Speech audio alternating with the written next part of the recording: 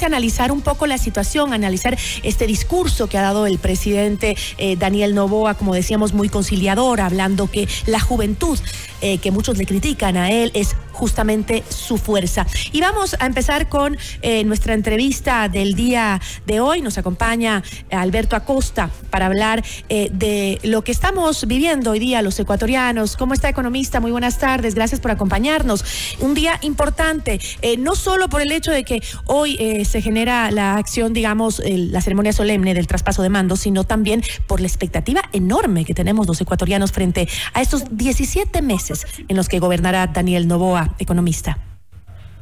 Sí, muy buenas tardes. Definitivamente hay mucha expectativa, mucho optimismo. Le deseamos todo el mejor de los éxitos al nuevo gobierno en beneficio de los mismos ecuatorianos. Pero hay que estar muy claros que tampoco se puede pedir milagros. El gobierno está recibiendo una triple crisis, una situación muy complicada, y va a tener dificultades para poder manejar esa crisis. Hay una crisis por el lado productivo, una inversión que está detenida, hay una crisis social por la falta de empleo, de oportunidades, y hay una crisis fiscal también importante.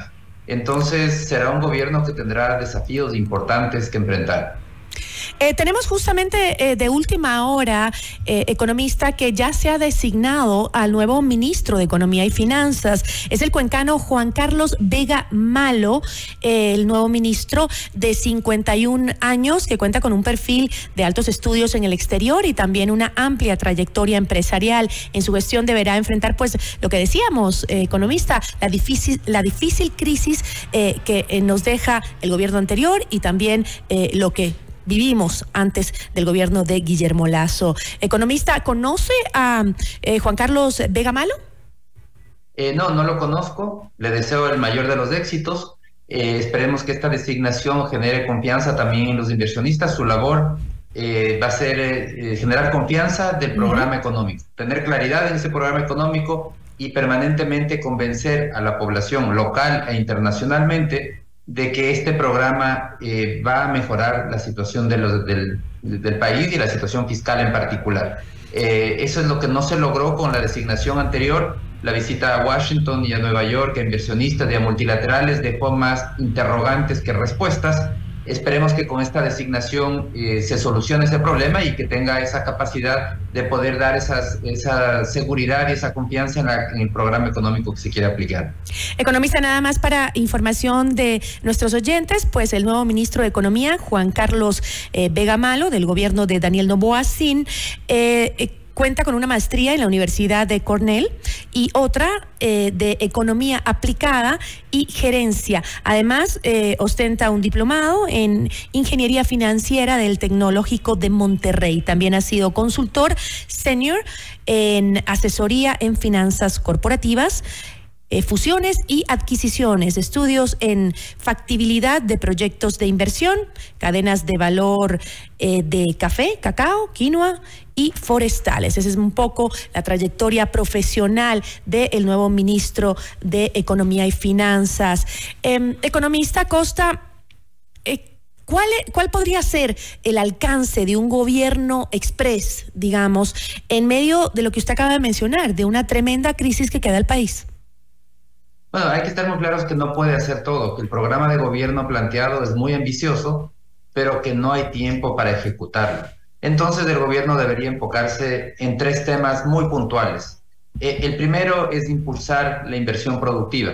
La inversión productiva está trabada. En este momento hay graves restricciones para obtener permisos ambientales. Por un lado, hay 200 megaproyectos de inversión detenidos por la decisión de la Corte Constitucional, que aceptó esa demanda de Leonidas Issa, que suspendió la consulta ambiental. Con ello se quedaron en el aire más de 200 megaproyectos. ¿Qué tipo de megaproyectos? Turísticos, de infraestructura, eléctricos, petroleros y mineros. Son todas estas actividades que se han quedado detenidas por estos problemas. Hay alrededor de 14,000 trámites del Ministerio del Ambiente que están represados. Esas son inversiones que no se han hecho. Entonces, en la práctica, a través de todos estos trámites se ha bloqueado la inversión. Sin crecimiento en la inversión nos lleva a la segunda crisis, que es la crisis de la que hablábamos, de una crisis social por falta de empleo. Entonces hay que destrabar la inversión, esa debe ser una de las prioridades. La segunda prioridad va por el lado fiscal. No solo preocuparse de los agregados, sino preocuparse por priorizar el gasto, por la calidad de los servicios públicos, que los ciudadanos sientan que hay una mejoría en lo que ellos perciben del gasto público. Y la tercera es enfocarse en temas de seguridad. Definitivamente la seguridad es una de las grandes preocupaciones de los ecuatorianos. Entonces, se enfocan los tres temas: impulsar inversión productiva, calidad de servicios públicos y seguridad, y logra demostrar cambios. No va a poder solucionar en 18 meses los problemas, pero sí puede demostrar que hay cambios. La ciudadanía lo puede recompensar con su respaldo. Sí, usted mencionó 3 puntos importantísimos, pero está el cómo lograrlo o cómo poner los cimientos, ¿no? Como usted dice, no lo va a lograr en este poco tiempo, en este periodo tan corto, pero sí se pueden poner los cimientos para lo que se debe hacer, ¿no? Yo escuchaba que Verónica Artola, que es exgerente del Banco Central, había señalado a principios de este mes que en el Tesoro Nacional se encontraban únicamente 400 millones de dólares. Esto a pesar de que el Estado necesita 800 millones mensuales únicamente para pagar los sueldos del sector público. ¿Cómo puede hacer Noboa para crecer la liquidez del país y primero cumplir con las obligaciones para luego pensar en qué hacemos con el resto? Bueno, por el lado fiscal hay que estar muy claros que el problema no es que falten ingresos. El problema es que sobran gastos. Es totalmente distinto, porque tenemos un fisco en donde el gasto sube imparable. El gasto corriente este año volvió a subir en 1.400 millones de dólares en lo que va del año. Entonces, a ese ritmo de gasto no hay dinero que alcance. Entonces, el correctivo tiene que ir al origen del problema, al gasto. Necesita hacer de una vez por todas una revisión de la calidad de ese gasto, porque el gasto público sirve solamente en tanto y en cuanto se transforme en servicios para los ciudadanos y servicios de calidad.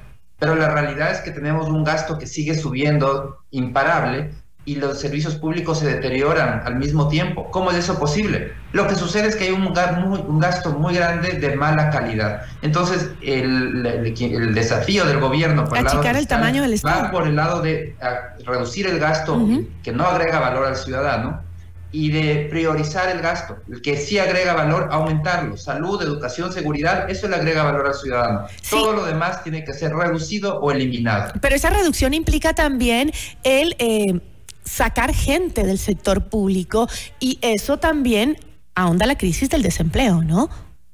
Hay que estar muy claros que no hay dinero para pagar esos salarios. Entonces, la única manera de pagar esos salarios es o se sube impuestos, que es destruir empleos del sector privado para sostener esos empleos públicos, o se pone en orden el Estado para que gaste en función de sus ingresos y se evita destruir más empleos. Entonces, la definición del nuevo gobierno tiene que ser no destruir más empleos. ¿Cómo evitar destruir más empleos? Es evitar subir impuestos, porque esa es la otra alternativa.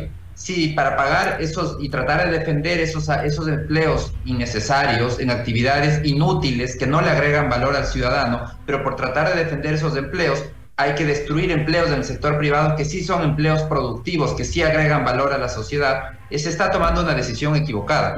Entonces hay que estar muy claros, no hay una salida, no se puede decir que se puede mantener ese gasto creciente año tras año indefinidamente y eso no tiene un costo. El costo es que alguien tiene que pagar por ese gasto, y si es que es el sector privado el que paga por ese gasto, somos los ciudadanos, implica menos actividad económica en el sector privado, destrucción de empleos por el lado privado, y eso es lo que hay que evitar. Solo la inversión, la producción, la generación de inversión productiva es lo que genera bienestar en la sociedad. El problema es que no siempre lo que se debe hacer es lo que hacen los políticos, ¿no? El discurso reiterativo de Guillermo Lasso fue que los constantes viajes y reuniones en el extranjero se daban para lograr un mayor ingreso de capital al país. Sin embargo, la inversión extranjera cayó más del 85% en comparación con el 2022. Usted ya lo mencionó, no sirvieron de mucho esas reuniones. ¿Ecuador acaso fue un país menos atractivo para la inversión durante el gobierno de Guillermo Lasso? Y eso espero que Daniel Noboa no cometa el mismo error. No hay que hacer giras para buscar inversionistas. En el Ecuador, el problema con los inversionistas está casa adentro. hay inversionistas interesados en invertir. Tenemos una lista, por ejemplo, esos 200 megaproyectos de inversión.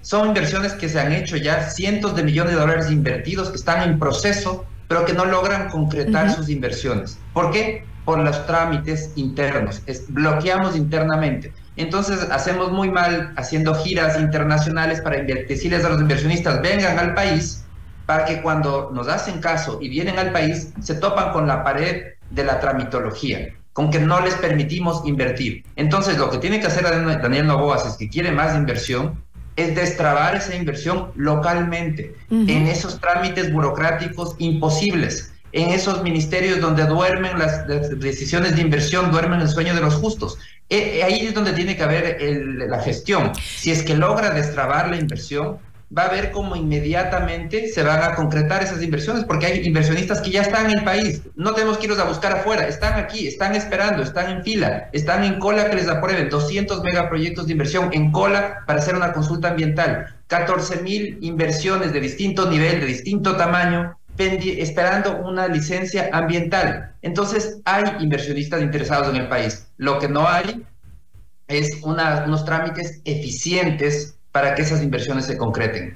Ahora, con un riesgo país de los más altos de Latinoamérica y la deuda externa llegando a su límite, ¿el presidente Daniel Noboa tiene un menor espacio de acción del que tuvo Guillermo Lasso en su momento? Sí, definitivamente lo que estamos viendo es que las cuentas fiscales se han ahorcado de una manera muy significativa, porque el gobierno de Lasso no fue capaz de ponerle un límite al gasto. El gasto siguió subiendo imparable. Entonces, la estrategia de endeudarse es cada vez más reducida. Ya Lasso obtuvo todo el financiamiento que se podía con el Fondo Monetario Internacional, con los multilaterales. Lo que se puede conseguir ahora, que todavía se puede, ya es un monto menor. Entonces, esa estrategia de me sigo endeudando agresivamente para patear los problemas, cada vez es más difícil para el país. Y Daniel Noboa tendrá que enfrentar el origen del problema. Pero aquí hay algo muy importante que usted mencionaba hace pocos minutos. Una cosa es lo que se debe hacer y otra cosa es lo que hacen los políticos. Y aquí hay dos objetivos contrapuestos. Daniel Noboa nos dijo hace pocos días que quiere reelegirse en 2025. Es una pésima noticia, porque lo que nos está diciendo es que va a buscar ser popular. Y para que un político sea popular, ¿cuáles son los mejores presidentes de la historia? Entre comillas, son los más irresponsables. Los que botan la casa por la ventana, los que gastan hasta el dinero que de las futuras generaciones, los que hacen la mejor farra. No importa que después viene el chuchaqui, que siempre viene y que después nos dejan varias décadas de ajuste económico. Pero sí, es verdad que eso es lo que hemos vivido, ¿no? Creo que vale la pena darle la posibilidad de la duda al actual presidente Daniel Noboa en ese tema, porque sí, yo también creo que nos ha pasado siempre, ¿no? Cuando quieren reelegirse es cuando peor nos va, porque se lo comen todo, absolutamente todo, en simplemente acciones populistas que no nos dejan nada para el futuro.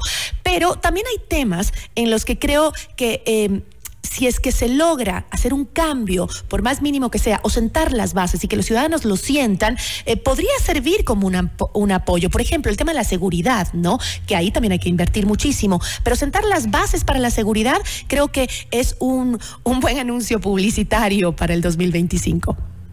Sí, por eso yo creo que la estrategia debería ser la estrategia correcta, la estrategia no populista, sino la estrategia responsable. Deberías, pensando también en las elecciones de 2025, porque sí hay cómo enfrentar a una elección de manera responsable. No es que la única alternativa viable es el populismo. Lo lamentable es que es muy frecuente en nuestro país el populismo. Pero la estrategia responsable es priorizar. Y como decía, 3 cosas que yo recomendaría priorizar. Impulsar la inversión productiva y como no es algo abstracto, es destrabar los trámites, ir a los ministerios, meterse de ¿Y cabeza. ¿Eso generaría empleo inmediato? ¿Perdón? Eso generaría empleo inmediato, destrabar. Empleo inmediato porque son procesos que ya están avanzados.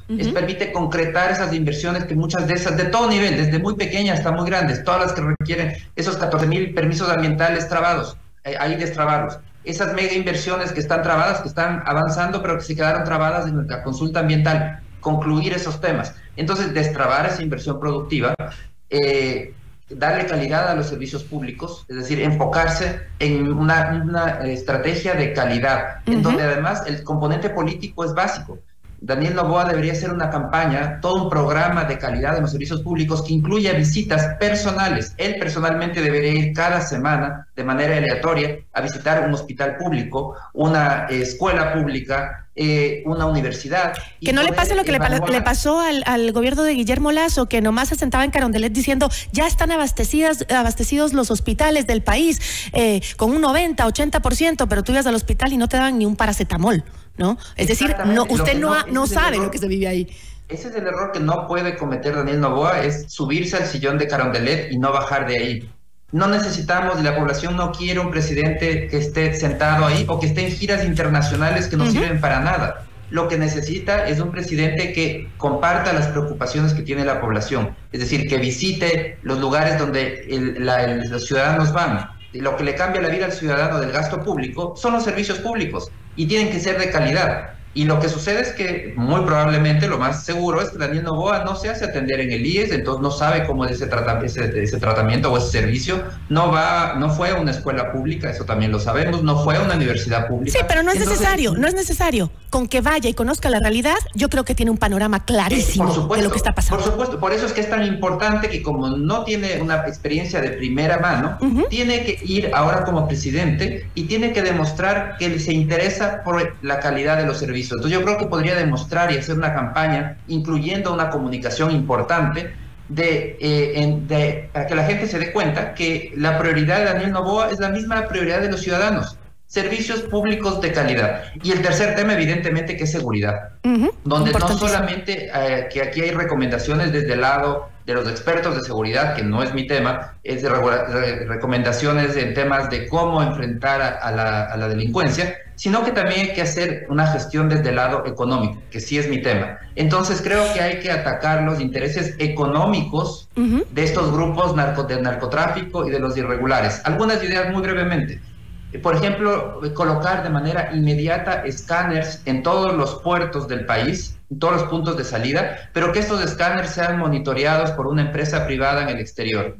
No sabemos en dónde, que nadie sepa en dónde, para evitar precisamente represalias. Ya lo había planteado los exportadores. Que los jueces, hacer un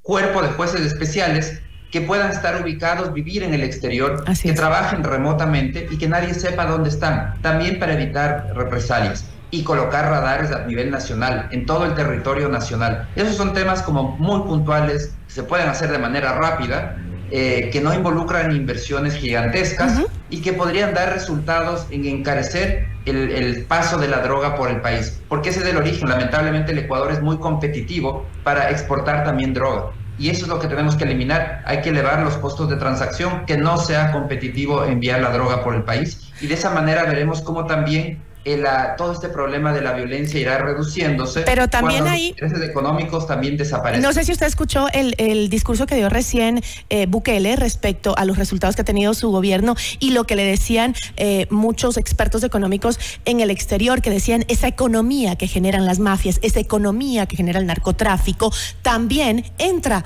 a mover la economía legal, ¿no? No solo es la economía ilegal, sino que también es esa cantidad. Si hay 80,000 personas metidas en el narcotráfico, esas 80,000 personas comen, compran, se visten, hacen transacciones que son legales y que también aportan a la economía del país. Y para eso creo que hay que trabajar mucho en dar alternativas a nuestros jóvenes para que salgan y opten por el lado legal y no por el lado del narcotráfico. Bueno, son un montón de cosas que hay que hacer, pero tenemos la esperanza intacta por el momento los ecuatorianos. Economista, yo le agradezco mucho. Muchísimas gracias, siempre es un gusto. Una buena tarde. Agradecemos al economista Alberto Acosta Burneo.